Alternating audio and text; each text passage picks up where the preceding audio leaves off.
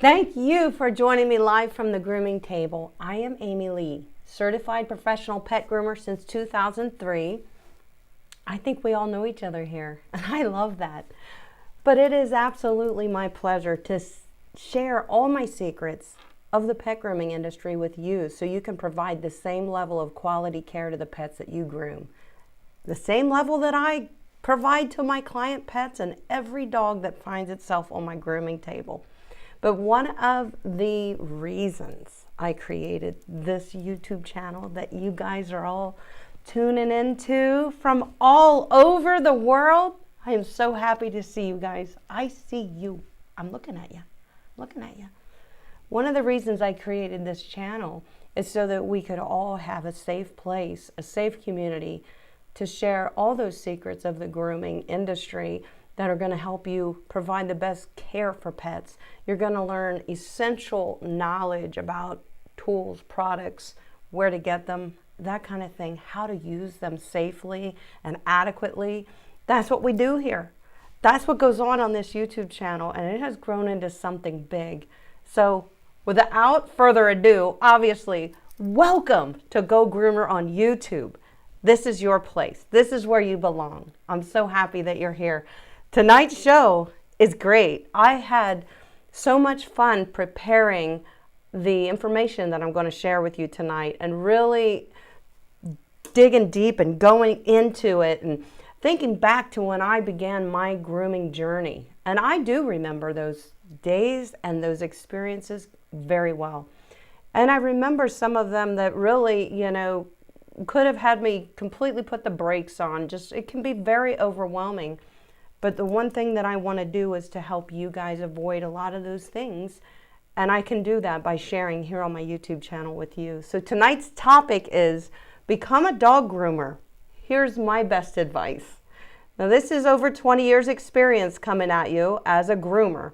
Hustle and bustle, a lot of hustle and bustle came from this little 5'3" person right here. But I'm going to share it with you. In this video, we'll dive straight into the unknowns that beginner groomers face when opening a dog groomer business, dog groomer business. If you're going to be a dog groomer, you're going to want to hear this. It's good stuff. So if I could go back in time and have a conversation with myself, who is now a seasoned pet groomer, who's experienced many things and many situations that come at you that you really aren't prepared for. Nobody can prepare you for it. So if I could sit down and have a conversation with myself all those years ago when I began my pet grooming journey, I could have avoided a lot of undue stress and mental frustration if I could sit down and have that conversation, but we don't get that chance. Except you get that chance right here with me. You get to talk to me now that I have experienced things, and I'm so excited to share some of my biggest pieces of advice with you that I really think you need to hear. So, there's so many things I'd like to share with you guys, and I do. All the videos are up there. You can go back and watch at your leisure. And tonight's really, I had to be selective and try to narrow this down into a live stream that I could really bring it to you. So whether you're a new pet groomer or you're dreaming of picking up those clippers for the first time, this is a place for you tonight. Today, we are tackling a question that I get all the time. Should I become a pet groomer? Well, you guys have to ask yourself that first. And I think that all the information that we share here on my channel kind of prepares you to decide if it is the right thing for you. And so many of you are choosing that as a career. I'm so happy. So if you've been wondering what it takes, what to expect, how to set yourself up for success in this rewarding career, then you're in the right place. I'll share my best advice that I can give you tonight. Hard-earned lessons, going to share them, and some insider tips to help you get started on the right path on your pet grooming journey. So grab a cup of coffee, find a cozy spot, grab your dog, grab your cat, and let's get to it. All right, What advice would I give to somebody considering becoming a professional dog groomer? As a seasoned groomer and the things that I've experienced, what advice would I give somebody who's considering a career as a pet groomer? Well, the first thing I would say is find the best option for you to become a certified dog groomer and learn proper fundamentals of dog grooming. It's so important.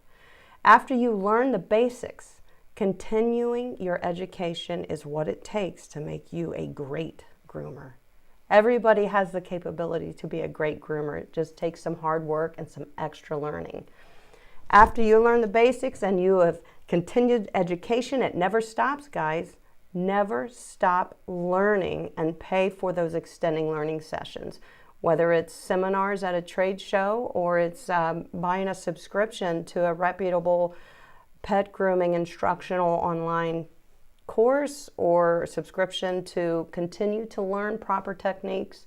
There's many of them these days. We are so blessed with the things that are at our fingertips as pet groomers and to be able to continue our education. We're so blessed with so many options these days, and I didn't have them. I would also tell somebody beginning a career to buy good tools as a beginner, because learning to groom with inadequate tools will set you up to fail, or it could set you up to injure a dog. And both of those two things are not anything that you want to have to deal with. If you buy cheap tools and equipment just to save money as a beginner, you're going to find that you need to quickly replace them anyway as you move forward as a groomer. So buy the right tools. Set yourself up for success as a beginner. Use the best tools and equipment out of the gate. That's the first thing I'd tell you. Now, here's another question. What advice would I give myself in 2003, back then when I began my dog grooming career and my journey as a professional? What advice would I give myself back then if I could? Two things come to mind right away. Buy the best tools as a beginner. As we just said, it's very important, so I can't stress that enough. Buy the best tools as a beginner because you will very quickly upgrade them when you learn of their shortcomings. And you will learn it, and you'll be like, well, I wasted money on that. Now I got to spend the money anyway to get what I should have bought all along. And secondly, don't take on every potential client that calls you for your grooming services. We all make that mistake as beginners, and I did too.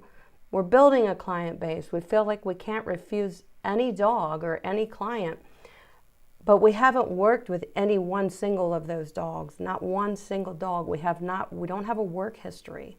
So my goodness, it's stressful. So what do I mean when I tell you don't take on every potential client that calls you for your grooming services as a beginner? It's for one, it may not be a good fit, and it can make you question your love of grooming. And you don't want to question that, because you need that passion to get through this career. That passion and that love of dogs is going to be your motivating factor to continue on. It's a financially rewarding career as well. If you work hard enough, it certainly is. So I will tell you that yes, financially, it's a good choice. But when it comes to not accepting just any client, not taking every client that calls you, because you don't know these dogs, you need to ask the right questions when you're screening new clients, because these are dogs that you've never worked with, and they could be a risk for both you and the dog itself.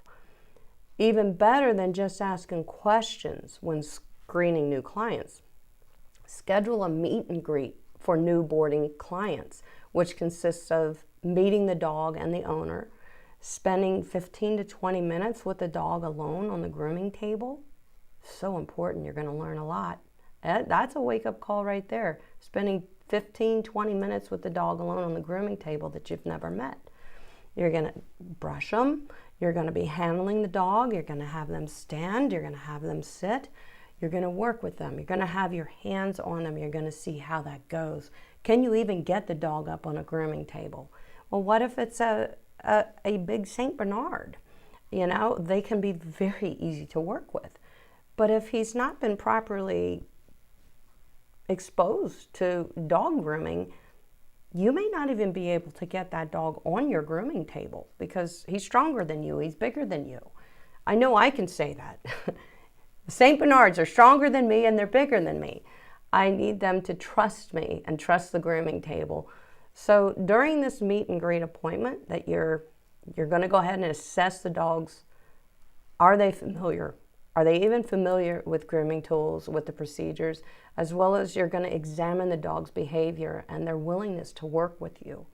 That's what that meet and greet is really all about. It really is. It should be a paid session. As a new boarding client, this should be a paid session. It's an easy sell to potential clients. Ultimately, it's greatly going to benefit you and the dog that you're going to hopefully be forever working with the rest of his life. It's worth it. So you will add that into your boarding process.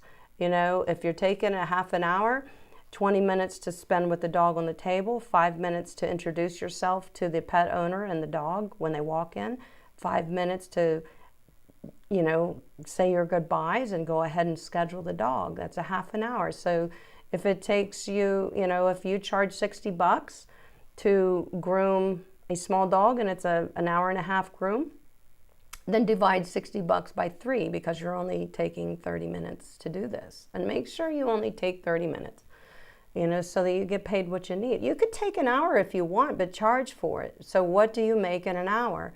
Take $60 divided by 2, which is 2 30-minute sessions, and that tells you what you charge. But don't be ashamed to add this into your procedures as boarding clients. I wish I would have done it. Boy, I've been in some situations with dogs, especially, typically always was the first time I ever worked with a dog. So that goes for beginner groomers. Every time you work with a dog, the first, you know, every client is going to be the first time you work with a dog because you're just gaining clients. So this is important, and I wish I would have done it. I did implement that kind of procedure later, but, you know, into my grooming career, but by then I was solidly booked. Everybody was rescheduling because I told them they had to. Upon checkout, if you want to get back in with me, we have to schedule now. So as it turned out, I didn't have to do a lot of meet and greets because I already built my client base, but I am definitely suggesting you do it. So the next thing I want to talk about with you guys, you new pet groomers, you pet grooming journey adventurous people, is I want to explain to you, did I have mentors in the industry? Mentors are very important. It's easier to gain mentors these days because of social media. And people just seem to be a little bit more lighthearted about sharing their information as a seasoned groomer as they used to in the past. But ultimately, did I have mentors? Yes, of course I did. Most of my mentors didn't know that they were even mentoring me. So this is an option for you too. I bought so many breed-specific dog grooming videos from Jody Murphy, Chris Pulowski, and I watched them hundreds and hundreds of times to perfect certain trims. As I watched these videos, I knew what they were saying. As like it was running through my head. I watched them so many times, I already knew what they were saying. I knew what they were doing next. I paid to train with Sarah Hawkes for a day at her salon. She's a renowned groomer. And I learned invaluable dog grooming techniques and methods. This is where I go back to pay for extended education, guys. It's worth it. Never stop. Never stop doing that. I sat ringside at so many dog grooming competitions, just watching these professionals work their magic, but I was paying attention. I wasn't just watching. I was learning by watching them very carefully. I was paying so much attention. What tools were they using? How did they use their tools? I would even approach them after the competition and ask what they did to prepare the coat prior to competition. What bathing, brushing, and drying products and methods they used to prepare the dog's coat for the competition. They were all willing to share, and I was always willing to ask. I learned invaluable information that way. That's all part of honing your craft, and I would seek out the top groomers to learn from them. I also met many successful dog breeders at dog shows, and would build relationships with them through offering my help for free prepping their dogs for show, helping them prep their dogs for the show ring. That I learned so much from them by offering my services for free to help them. All these things greatly helped me become the groomer that I am today. I couldn't do it without gaining this knowledge from people who were extremely successful and good at it. So don't think you're alone in the grooming industry, especially as a beginner. Find some mentors. Even if they don't know your mentors and you just watch everything that they do on social media or YouTube or at shows, they're mentoring you because you're learning from watching them. And it's priceless. It really is. What is the best advice that I ever received? Well, let me tell you, I have received a whole lot of good advice from really great groomers. So if I had to say one thing that really upped my game as a groomer, it was, and I think that Jody Murphy said this in a video or at a show that I was watching her do a demo, I don't know, but I think it was Jody Murphy, said, incorporate elements of show trims into your pet trims and your grooms will be steps above your competitors. And she was right. So meaning if I am grooming a Cocker Spaniel in a short summer trim, I groom the head to breed standards for a Cocker Spaniel versus just shave the top of the head and shave the ears and call it a complete summer shave down. Groom the head as a Cocker Spaniel. Why wouldn't I? This is the same with poodles, with Bijans, or with any purebred dog. Regardless of the trim choice for the body and the legs, I always groom the head to breed standard. The face of a dog identifies the breed, showing off their distinguishing characteristics. So preserve that in your grooms. Your customers will appreciate it. They won't even know what you did. They're used to seeing this dog come back in a naked summer trim, this Cocker Spaniel, but now this Cocker Spaniel is looking like, when you look at that dog in the face, he's ready for the show ring, and they never even expected to see their dog look so amazing. And you just created a lifelong customer by doing that. That was one of, when I heard that, it made so much sense to me. Incorporate elements of show trims into your pet grooms, especially the head. It makes all the difference in the world. And I was very proud of my grooms when I started doing that. So it made me feel better to perform these grooms. I know. So here's something else I want to talk about. What pet peeves do I have watching others groom? Well, first of all, I want to say that I'm not real judgy when I watch other people groom, because I realize grooming is an art and we all kind of put our own little twist on it, you know, depending on our creativity levels and the way our creativity works in our own brains. So I do want to front load this by saying I'm not real judgy of other groomers, but one thing that would bother me, that does bother me sometimes, is careless shortcuts. That bothers me. That's a pet peeve of mine when I watch others groom sometimes. So what do I mean by careless shortcuts? Skipping the condition step after shampooing to save time. That does not set the pet up for the next 6 weeks between grooming sessions. So why it bothers me.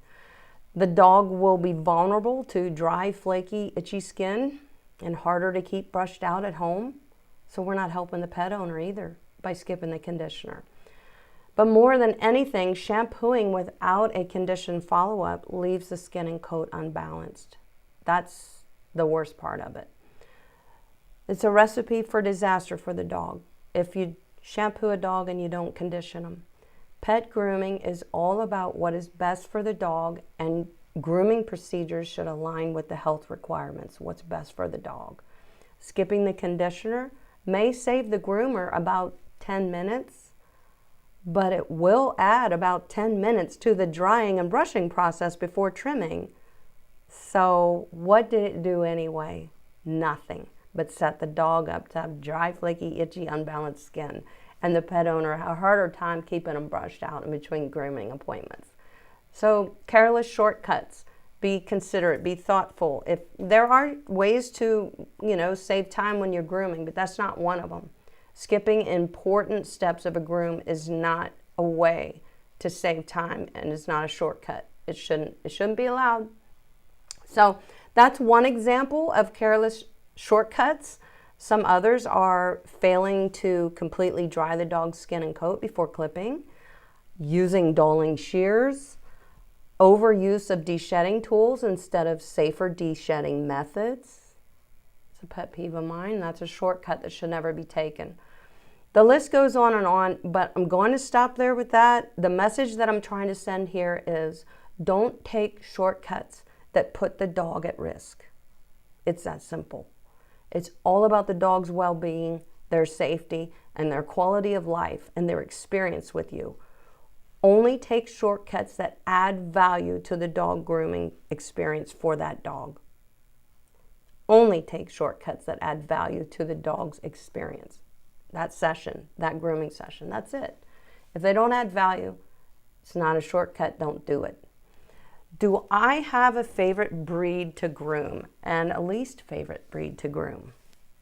Well, considering that I love all dogs, let's just get that out there right away. But we're talking about it from a grooming aspect, from a grooming point of view. Do I have a favorite breed to groom? Do I have a least favorite?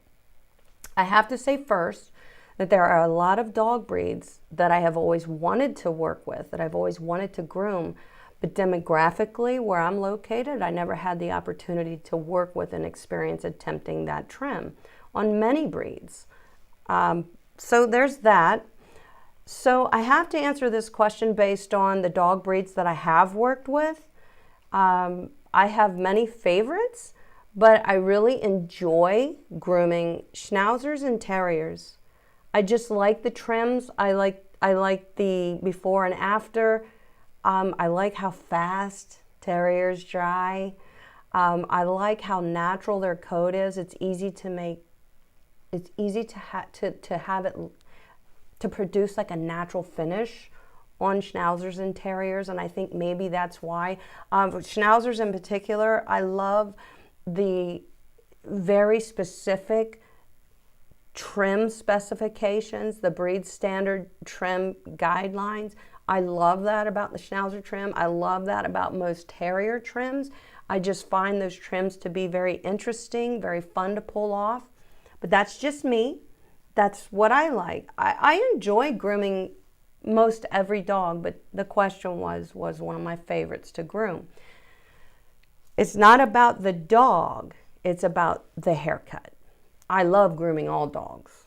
So, least favorite dog to groom has nothing to do with the dog breed. Just let me get that out there. What's my least favorite dog to groom? It has nothing to do with the breed of the dog. It has everything to do with the dog breeds that exhaust me as a groomer.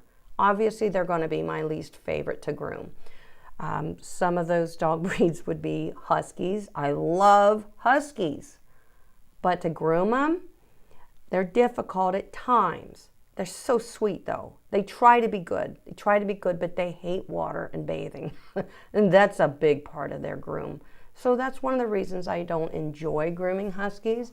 Newfoundlands, one of my very favorite breeds, is not one of my favorite breeds to groom because there's so much work involved in properly grooming a Newfoundland.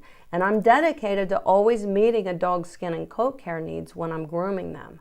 So grooming a Newfoundland, it's a challenge. It's a lot of work, but that's it. They're wonderful. They're easy to work with. They're just a lot of work, and they exhaust me. So no hate to those breeds. It's just about which ones I do and don't prefer to groom. Now, it does not intimidate me to groom a dog breed I have never groomed before. Why? Because I have all the basic knowledge of dog grooming and understand methods and techniques that encompass every aspect of dog grooming. So I'm confident. I could land a dog on my table, say a Dandy Denmont Terrier. I've always wanted to groom one of those.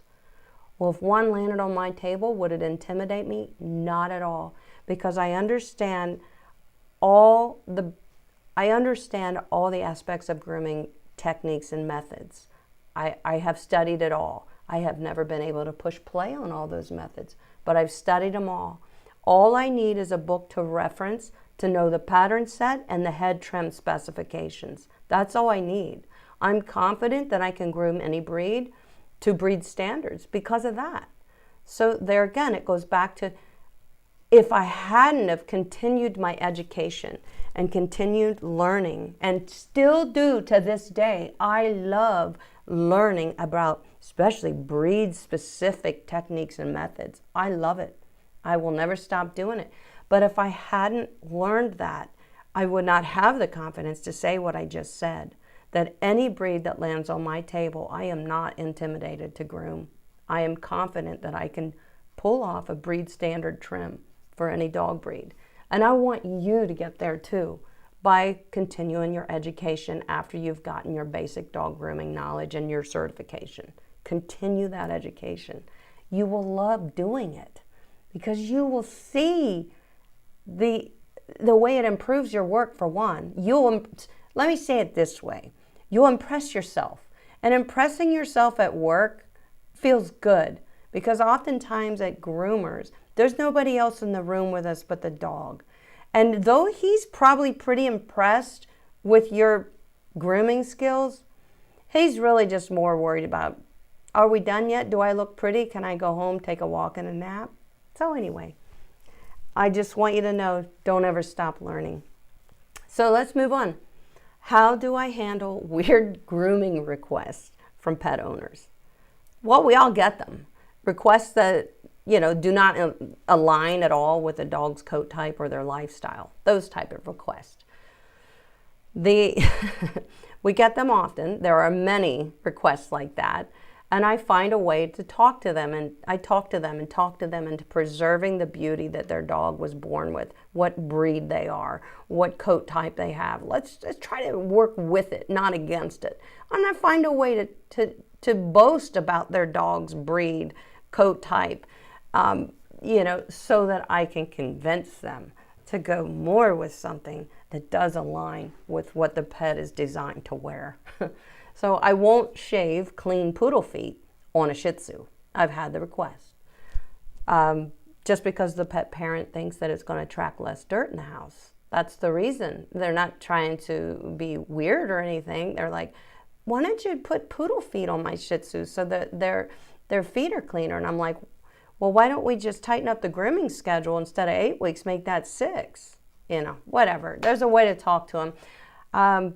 But I have had requests many times for mohawks, and most of the times I honored and granted those requests.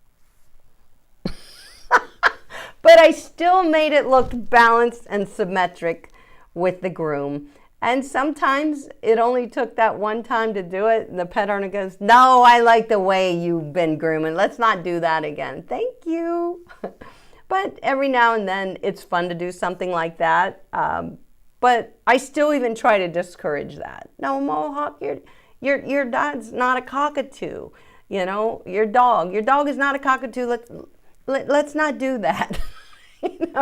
But there were times, and it is fun to get playful in your grooms. But just try to be a good little mediator between some of these requests and what's best for the dog. That's where your professionalism comes into play, and give it heck, okay? You're going to bat for the dog. Save the coat. So my next thing I want to talk about is, have I ever had a dog go into distress during a grooming session? Yes. And most of the time, you're going to see that with our senior dogs, my friends, okay? So automatically prepare yourself to be very aware of the dog's behavior when you're working with a senior dog, because I've worked with dogs their whole lives, from puppy till their very last groom of their lives. And I've seen the changes that dogs go through when they're younger to full grown and more mature to becoming a senior dog. And a lot of it is out of their control. And I've seen it because I've groomed dogs from the first groom of their life to the very last groom of their life. So I've tracked it. I've seen it. And senior dogs are the most critical, that you're going to find yourself in a situation where you're dealing with a dog in distress. Underlying conditions may not be discovered. So there's that. As pet groomers, grooming senior dogs is a risk in itself. Their skin is thinner. Their hearing is going. Their eyesight is going. They're more vulnerable during the grooming process. They don't feel as safe and secure as they used to, which built their confidence on the grooming table. So that means they're lacking confidence oftentimes because they can't see, and they're questioning their whereabouts. They're questioning the sounds, the vibrations that they used to be so accustomed to. It's just normal, but I want you to be prepared for that with senior dogs. I've experienced dogs in distress mainly during the drying process. And I would immediately discontinue the grooming session, get the dog off the table, and sit quietly with the dog to return them to a calm mindset. It's very important. It stops there. This can take sometimes longer than 15 minutes, but the grooming session is over, and I have to find a different approach to drying the dog next time that is not going to be such a fearful experience. You have to make adjustments, especially with your senior dogs. Dogs that never minded the forced dryer, never minded, their pads of feet being clipped, but all of a sudden these things matter to them. Well, they've got arthritis. They've got thinner skin. They've got arthritis in their back, in their paws, in their knees. They can't tell you this. So you'll have to really pay attention to the dog. How are they feeling right now in this moment as we're working? Pay attention. Don't be watching TV, drying a dog. And I'm not saying you guys would ever do that. I'm saying stay in tune.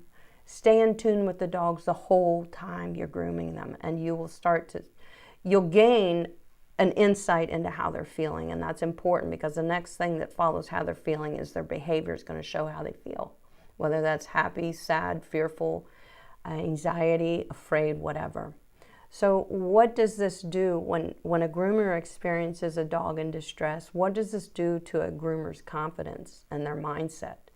I wanted to talk about this. It's upsetting and it's scary. So there's that. Seeing a dog in distress can cause a groomer to feel nervous and fear that this is going to happen again. And we know as groomers, we have to bring confidence to the grooming table for the dog too, and for ourselves. Calm confidence, okay? So that's why it's important to learn from any bad experiences and always pay close attention to the dog when you're grooming them and stop these scenarios before they start. If you're paying close attention, you can do that. Watch your dogs closely during every grooming session, not just senior dogs, all dogs.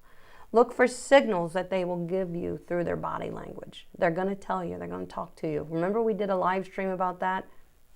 Fantastic live stream. Good. That was a good one. It's important. Resetting a dog and modifying grooming methods is part of almost every single groom with any dog. It's important. It's part of the process, so be ready for it with alternative options.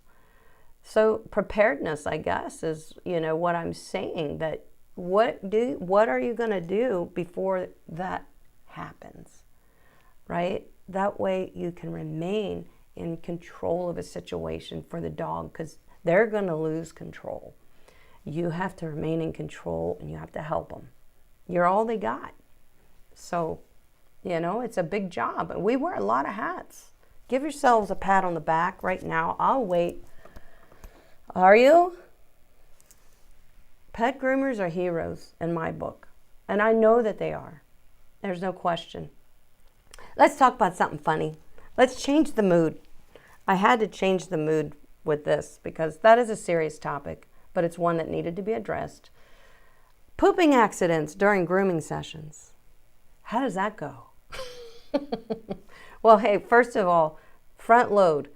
Note to all pet parents, If your dog has diarrhea or unusual poop on the day of grooming, the day you're going to take the dog to the groomer, cancel the appointment. Your groomer will still love you if you're honest with him and said, oh my gosh, I woke up and my dog has diarrhea. I don't think he should come today. I will say, you're absolutely right and thank you. We'll reschedule. One story that comes to mind, I'll share a poop story with you, is I had a grooming assistant. I've had a few of them over the years, but I had a grooming assistant drying a dog on the table behind me. And I was performing the scissor finish work on the dog that she had just prepped for me on the table in front of her. And my dog didn't like the sound of the dryer, and anxiety took over, resulting in the dog taking a real nice poop on the grooming table. And it happens. But as I reached for the paper towels to quickly remove it so the dog would not step in it, that's what I was worried about, my assistant accidentally pointed the dryer toward my grooming table. And those dryers are powerful. We're talking about a K93, okay? K. She accidentally pointed the dryer towards my grooming table, and the poop went flying all against the wall. Poop everywhere on the wall. So it was kind of funny, but I was actually more happy that I could easily clean the poop off the wall versus having to rebathe the dog if he stepped all over it and then sat down in it, because they typically do that. So as a groomer, I'm fully aware that poop happens. I've learned to pay close attention to my dogs when I'm grooming them. If the dog starts dancing and becomes very unsettled, that can be a sign that poop is coming. So there's your warning right there. Dog's unsettled, all of a sudden dancing unsettled, poop could be coming. So that's your warning from the dog. Remember I said, pay attention to the body language. It's so important. They're going to tell you, I gotta poop, I gotta poop. They're trying to tell you. So anyway, poop happens, expected as a groomer. We had to touch base on that topic. Here's something interesting I wanted to share with you guys on your pet grooming journeys, especially as a beginner. What have I noticed, over 20 years of being a groomer, what have I noticed being the biggest change in the pet grooming industry since I began grooming? I've noticed a lot of changes, absolutely. So let's talk about some of them. Several things have changed, mostly always for the better. Social media. Social media has brought a new and fresh influence to the pet grooming industry, which makes me so happy. Without social media, I wouldn't be talking to you guys right here in this moment, would I? I would not. I would not have over 600 videos on my channel. It's social media. For me, I am very thankful for it and has changed the industry for the better in many ways. I wouldn't have the means to share my valuable insight to pet grooming like I'm doing right now that have proven to help so many people succeed in their pet grooming journeys and in their grooming sessions and with their businesses. I wouldn't have that opportunity without social media. I'm very thankful for it. Second thing I want to say is this is an amazing thing, and I loved seeing this over the years. I definitely saw it. Pet owners are better educated and aware of their pet's grooming needs as compared to past years. That's a really good thing. Again, I feel social media plays the largest role in bringing awareness to and in providing the insight to pet parents on the importance of regular grooming for their beloved pets and how to maintain them in between grooming appointments. I feel that social media has done that for the pets and for the pet owners, and it has changed our lives as pet groomers because we're getting dogs in better condition on our grooming schedule. We're having pet parents have better luck maintaining their dog's coat between sessions, which is totally benefiting the dog, and it benefits us as groomers. So it's been a win-win for pet owners, pet groomers, and the pets, more importantly. Because of this shift, pet groomers are highly valued, and I love it. They're highly respected as the professionals that they truly are. So that's been a big change that I've seen over the years, and it's a happy one. It's one that I'm glad I got to witness in my pet grooming journey. Pet owners are definitely more inclined to meet the needs of their pet's skin and coat care, and they're definitely more inclined to follow personalized grooming schedules that are suggested from their groomer for their pet. It's a good thing. Another change that I've noticed, and I had to think about this, and I was like, wow, yes. So another change that I've noticed is that brands now have to work significantly harder to deliver the same quality tools and equipment that we were accustomed to in past decades. Through no fault of their own, they face greater challenges in meeting our expectations for tools that offer quality, comfort, durability, the stuff that we rely on as pet groomers. It's through no fault of their own. They have to work harder to source this, to get this stuff made for us. And I totally appreciate brands providing us groomers with new innovative tools and equipment. But I have noticed a change in the quality and construction with some new products, not all, some, compared to past years. The shift to overseas manufacturing has made dog grooming tools more accessible and affordable, broadening their market. However, the decline in materials, craftsmanship, and repairability has created challenges for professionals who rely on consistent, high-performing tools. While some high-end brands still maintain vigorous quality standards, and they do, they often come, that level of quality is definitely going to come with a premium price, and we should expect that as groomers. But I do notice that brands have to work really hard because it's not made here anymore, and the quality control are different. The products, the quality of materials, and overseas is not the same quality that we would have selected here in the U.S. when it was made here years ago or whatever. But I've noticed these changes. We still are very lucky that we still have really good clippers, shears, because we know what companies produce the good stuff. Wall, Joyzy, Andis, Kenchi shears, unbeatable. Their sources, their materials that they use, that they source to make their shears is the best. But they had to work hard to get that source, and they did it for us. So I have noticed this. So I do want to give a big round of applause to all the brands that are working hard for us. Wags with these grooming tables, big salute.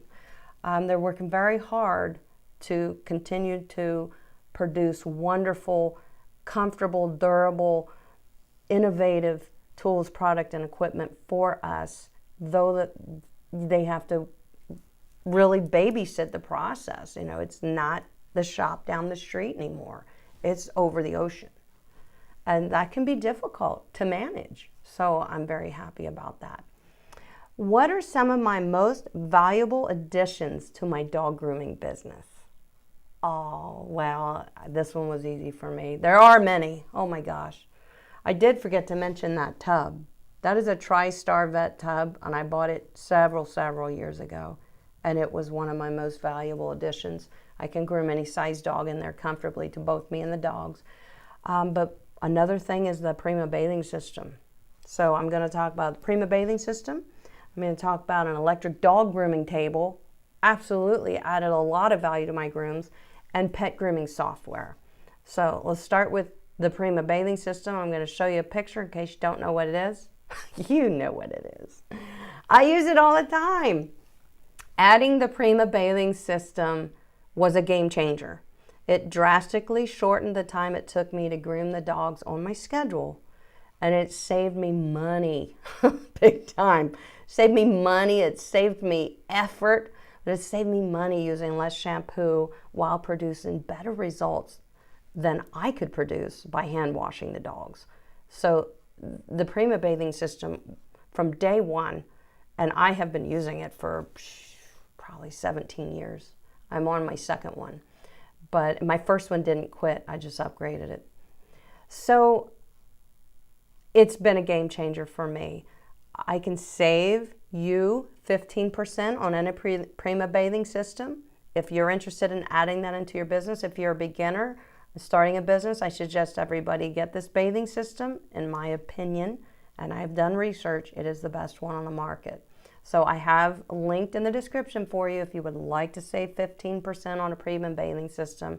I am finally affiliated with them, and proudly. So we can save you some money. That's a good thing. So let's move on. So the next thing I want to talk about is my grooming table.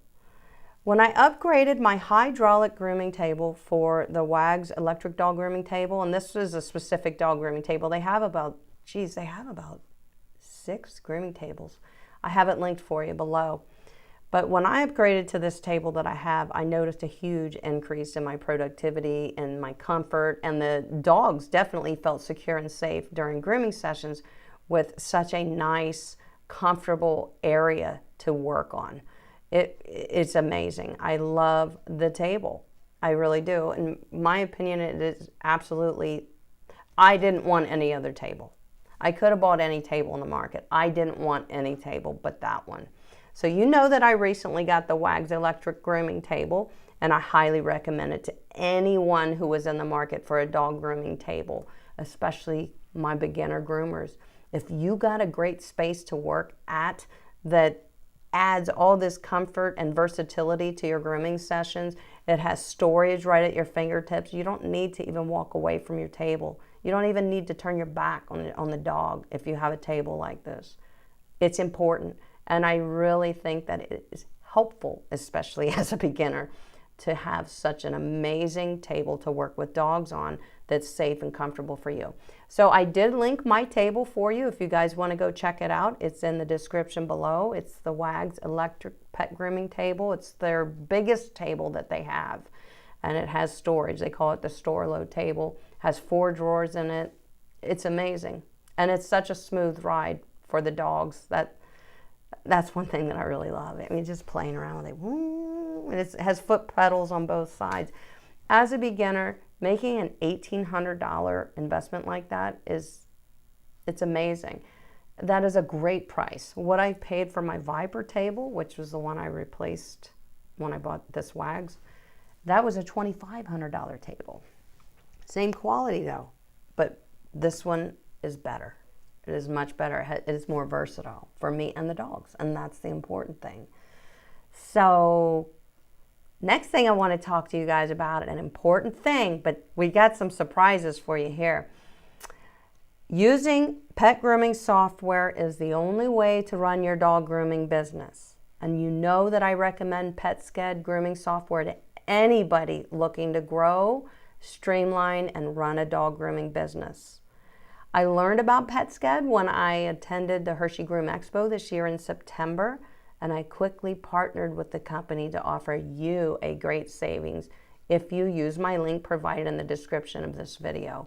So you get a special savings. And let's talk about that. They took it a step further.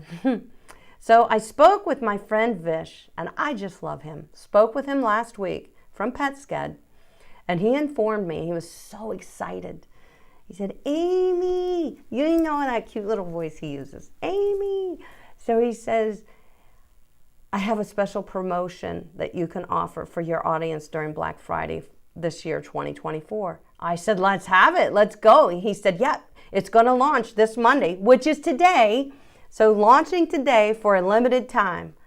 PetSched is offering GOGROOmer Community. That's you guys.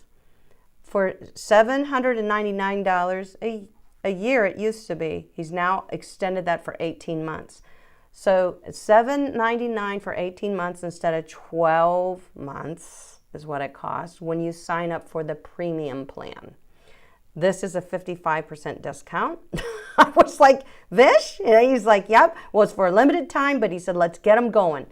It's equivalent to about $45 a month if you use the software. There's never been a better time to incorporate using scheduling software into your dog grooming business than this special offer. And if you are a beginner, I I highly recommend it. It helps you grow your business. It helps you run your business. It takes away a lot of the headaches that you're going to go through just running a business. The freedom using PetSched offers you to focus on just grooming the dogs while growing your business at the same time. It's worth it. It's worth it more than you realize. So consider it. Consider using the PetSched grooming software. I handpicked it for you. I partnered with this company because it's what I want to offer you guys. It's great. It's cloud-based. So if you're a beginner, that's an asset. Having PetSched as your pet grooming business software to not only run your day-to-day stuff, but your reports and all the things that you need to successfully run your business is right there baked into that platform, and it's great. And you'll love it. You'll feel so professional. So I hope that all of the advice that I shared with you today gave you some clarity, and I hope it's given you some inspiration if you're considering a career in dog grooming. And remember, it's not just a job. It's not. It's a passion. Grooming is a skill, and it's a way to make a real difference in the lives of the pets that you groom and the people that you serve in your business. Pet grooming is a very rewarding career. Now it's time for your questions. So if you put a line in front of your question, I would see it. I should have front loaded that and told you, but I think most of you know. So, and I see my friend Janelle is reminding everybody, which I appreciate so much, Janelle. You guys in the chat, you help keep everything going. I see my friend David, my favorite dog dad, super chatted us back when I was yakety yakking. So guess what, David? You're getting saluted. Thank you for the super chat. Thank you for jumping in here and spending time with us. We love you. David is a pet groomer too, and he works with his girlfriend Diane, who's a pet groomer. They have a pet grooming business.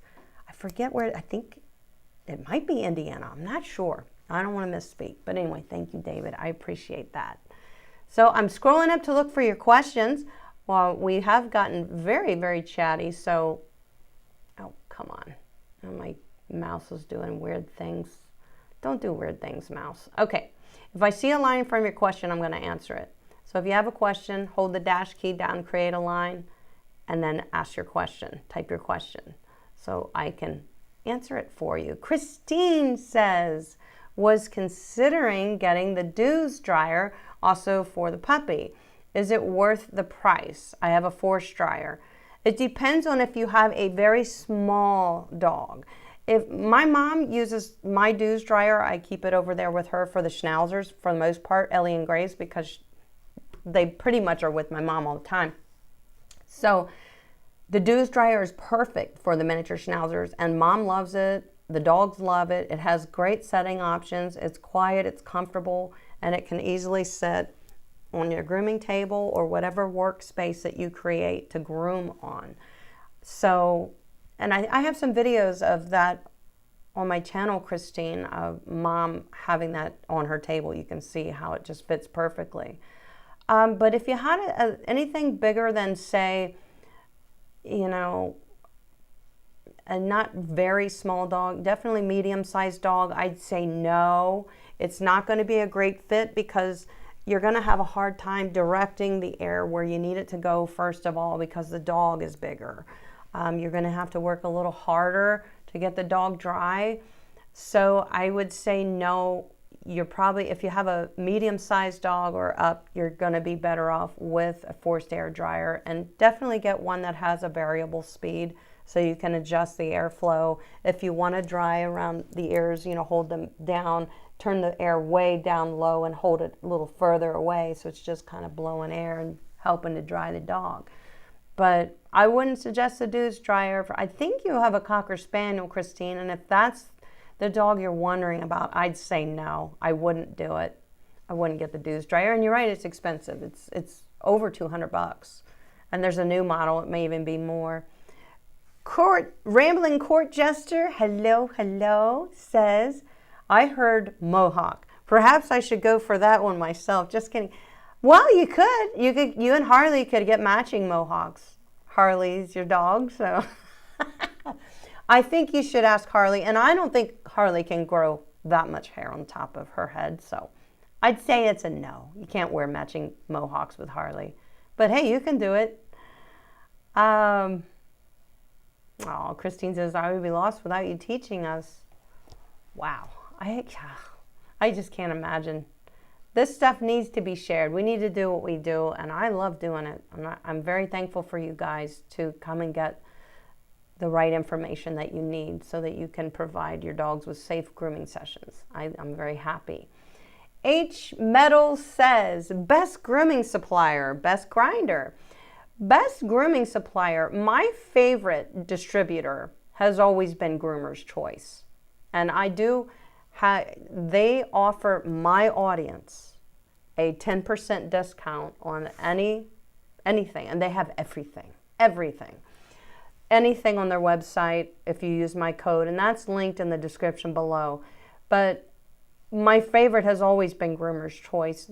They very fast shipping because they have a distribution center, and I'm thinking they have 6 right now all across the United States. So they really have the regions covered. Everything I order from them, I usually get the next day, and many other people say the same thing. Their prices are great. So I know they stay competitive with their prices, which is another reason I appreciate them. There are many good suppliers. But I'm going to say Groomer's Choice is my favorite supplier. Best grinder? There are so many. And nowadays, it's hard to even determine. There's something on my glasses. Yeah, I must have touched them.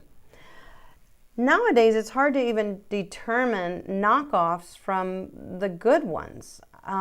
So I don't typically use nail grinders a lot. It's not my favorite thing. It's not the dog's favorite things. But if I had to point you in a direction, I'd say anything made by Wall, Oster, Andis is a safe choice because they are our leaders in pet tools like that and equipment. So that would be my answer. Good questions. So I see Beth has a question. How do I find a good groomer for a Sheltie? What questions do I ask? How do you find a good groomer for a Sheltie? Well, we spoke about social media earlier. If you're on Facebook or Instagram and you have kind of an already community of friends there, you can throw the question out there because your friends and family are not going to suggest anybody that they're not happy with. So anybody they suggest, make the phone call. Say, I have Shelties, and I'm looking for, just the natural grooming. Basically, the only thing I want clipped on my Sheltie is the paw pads. So you're already setting the pace. I don't want you to clip my dog, and you can also say I really don't want any harsh de-shedding treatments. I'd prefer the de-shedding happening with some gentle brushing and the conditioner in the tub. So those are questions that you could ask. Those are things you could say because you've learned it here from me. So, you can utilize that when you're in search of a good groomer. Look for somebody who does one dog at a time, Beth. It's always the best situation. You may pay a little more than, say, a busier shop, even though you shouldn't. They're just as busy. They deserve the same amount of money. But it's the one-on-one experience, I think, that I would want best if I had to take my dogs to a groomer. That would be my choice as a one-on-one groomer. And definitely ask them if they dry all their dogs by hand on the grooming table and not in a cage dryer. You want to ask that, okay? If you don't ask, they may not think to tell.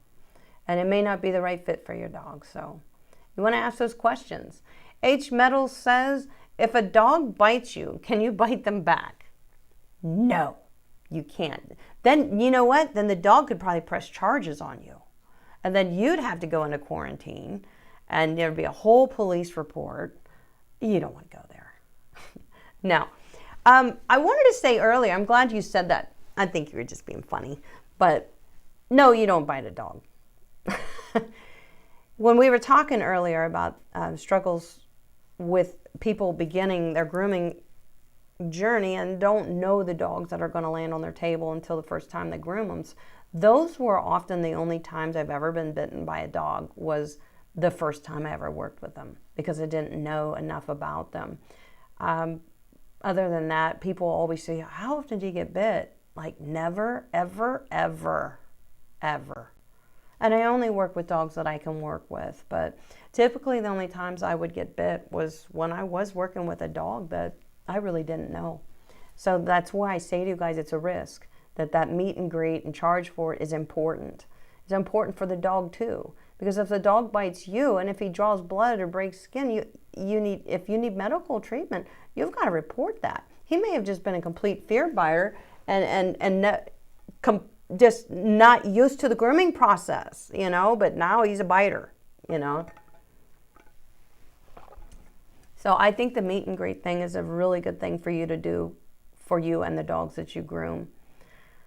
And Christine says, going to groom my sister's new 12-week-old Maltese Havanese mix. That sounds fun. So if you're looking for the Dews dryer for that, it would do great, Christine. Yeah, on that little Maltese Havanese mix for sure would do great. Rambling Court Jester says, no, but she can have a faux hawk. Yeah, she can. Because Harley's a double-coated breed, doesn't have fluffy hair. But you could probably do some gel and spike it up a little bit. All right. So Christine says, one of the Dews dryer for the Maltese pup, also brush and comb for her. You know, one of my favorite brushes is always the Artero flexible slicker brush. Always, always. And a good grooming comb is just your average. I have so many grooming combs. I'm going to make a video about the different uses for grooming combs, because there are, when you would use this one versus this one. See the difference in the teeth? There's differences. This is a Kenchi comb, and I suggest that a good comb for you to have, Christine, is one that has teeth that are closer together and teeth that are further apart. So you can use the teeth that are closer together in those little fine detailed areas, like to pull hair out from the lips, pull the hair out in front of the eyes so you can really get a nice even clip. Pull the hair out between the toes around the feet when you're clipping it. Use the other side when you're fluffing up for clipper work and stuff. So this is a Kenchi comb. You can get it on their website. You can get it on Amazon. You can get it at Groomer's Choice too. This is a nice comb. This is a very universal comb. And it's always sitting here on my handy dandy shelf of my grooming table. Thank you, Wags. I love my table. I do. All right. Sheila says, earlier you mentioned not skipping the conditioning process. If your selected conditioner says it's a conditioning shampoo, I get asked this question all the time. I know where you're going. If your shampoo says it's a conditioning shampoo, is there something additional needed? I use Plum Silky. A conditioning shampoo, so there's a conditioning shampoo just means it's more hydrating, and you can't go wrong with that. Plum Silky is a good one. I love that one. So don't stop. But a 2-in-1. So if you buy a shampoo that says 2-in-1, shampoo plus conditioner, it is not. It is really just a shampoo, because shampoo and conditioner are two very different things. They do two different things as well. So even if you can use a shampoo and conditioner in one to shampoo your dog, but use a conditioner anyway afterwards. Always use a conditioner. So that's my answer, and I love that question. I get asked that a lot, and I know that there's a lot of confusion because a lot of shampoos, there are just so many, but a lot of shampoos, I don't know what's going on with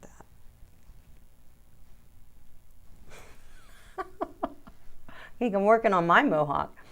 A lot of shampoos confuse, especially people who are new to grooming, haven't used a lot of different ones and tested the boundaries on their shampoos and conditioners and stuff. So, and I love sharing that information with you guys. And Tigger Love says, I'm only doing grooming for my 2 pups. Can you recommend a table just for my personal use? Sure. If you go down in the link below, I have an Amazon store. And if you click on that and you can go and see the hand-picked choices. I have categories when you go to my Amazon store. And then that is either miscellaneous, or there might be a category that says dog grooming tables. And you're going to want, probably, if there's a smaller dog, all you need really is a portable table. You don't need one that goes up and down, because the height is already fixed at a decent place for you. If you have a big dog, you got to have an adjustable table. You have to, either hydraulic or electric. But so go to my Amazon store. You'll find plenty of affordable options there. That's why I handpicked that stuff for you guys. And Christine says, Amy, thank you. I have the Artera slicker brush, small and large size. We'll order the comb. Excellent. You'll be ready to go, Christine. Good luck with that groom. It sounds fun. Puppies can be challenging. Be patient. Be patient. Take breaks. Christine B says, if an owner wants a 10-blade shave down all over, do you try to dissuade the owner or the client? The client gets what the client wants. Oh, no, no, no. I'm the groomer. No, no, no. I don't shave the body of a dog with a 10-blade, not a pet trim. You're leaving no coat to protect them. You're setting them up to get little pimples because you've taken the coat so short the follicle's going to grow over the hair. No. And you can explain this to them, Christine. You can explain why you believe what you do, and because of your knowledge. And say, I'm sharing that with you for your sake and for your dogs. Say the shortest I'll go is a 7, and believe me, it's short enough. That's what you say to them. No need for 10 blades, never, ever, ever on a dog's body, unless you're, doing a poodle continental clip. But if that's the case, that dog is used to being shaved. The skin is conditioned to it. The dog is used to it every week. It's a different scenario than pet grooming. All right, Beth says, I didn't find the links you mentioned. You got to click show more, read more, got to click it. It's there. You guys always forget to click that. And you go, I don't see the links. I said, click read more. And then boom, there's 5,000 characters of information that you didn't see. Click read more under the description. You'll see everything. Tigger Love says, thank you so much. One in medium, one is small. Okay, even a medium dog, you could probably get away with a portable table. I'll look into it. Yeah, it depends on how tall or short you are and where that portable table sits, because it's a fixed height. So they always give their dimensions. So you can get a tape measure out and figure out where that table top is going to fall for you and if it's a fit. But I'm very happy to bring this live stream to you guys tonight. And I really want to thank you all for joining me. Couple little announcements here at the end. If you haven't signed up for my weekly dog grooming newsletter, it comes out every Friday at 8 o'clock in the morning Eastern Standard Time. Written by me to you. It's an exclusive newsletter for you. It comes directly to your email inbox. So if you sign up for it, you may want to look in your spam folder the first time, because depending on your service provider, they may ship it right into the spam folder. I don't know.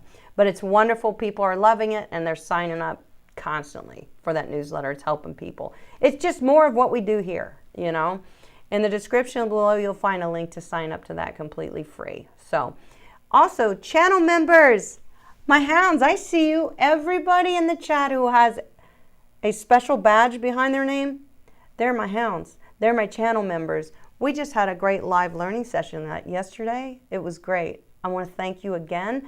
You remember to watch the replay. If you missed it, it's always there for channel members. And don't forget to download your PDF for your notebooks. That was a good PDF that we had this week too. It was perfect. That was just yesterday. We ended up going, 2 hours in that learning session. It was a good one. Go Groomer channel members enjoy monthly live learning sessions and receive exclusive content and free downloads with every session, once a month live on Zoom. It's fantastic. Our next live from the grooming table is scheduled for Monday, December 9th at 5:30 p.m. Eastern Standard Time.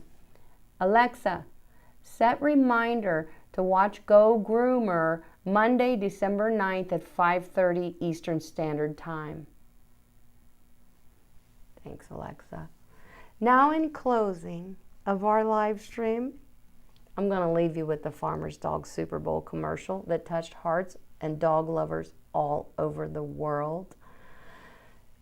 If you're interested in food for your dog that is species appropriate, tailored to a dog's specific nutrition needs, I would love to save you 80% on your first box of the Farmer's Dog fresh food delivered to your door. Click the link below in the description and see the benefits for your dogs firsthand. There's only one more thing to say, two more things. Two more things. First thing is, again, I'm proud of you guys. I'm very happy for you expanding your knowledge, going out there and seeking out the right knowledge. I'm very thankful that you believe in me and that you trust me, and just keep up the good work and keep coming back to this community. This is a safe place. This is a good place. So thank you for being part of it. The last thing I have to say is long live our dogs.